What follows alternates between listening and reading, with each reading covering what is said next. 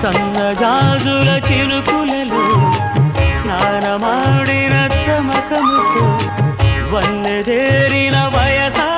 భార్యవా కన్ను సైగల తాకిడిలో ఎన్నడెరగని తహతహతో నన్ను లాగిన చొరవా వారెవా తారకల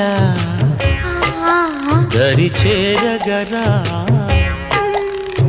కోరికతో అభిసారికనై నిలిచిన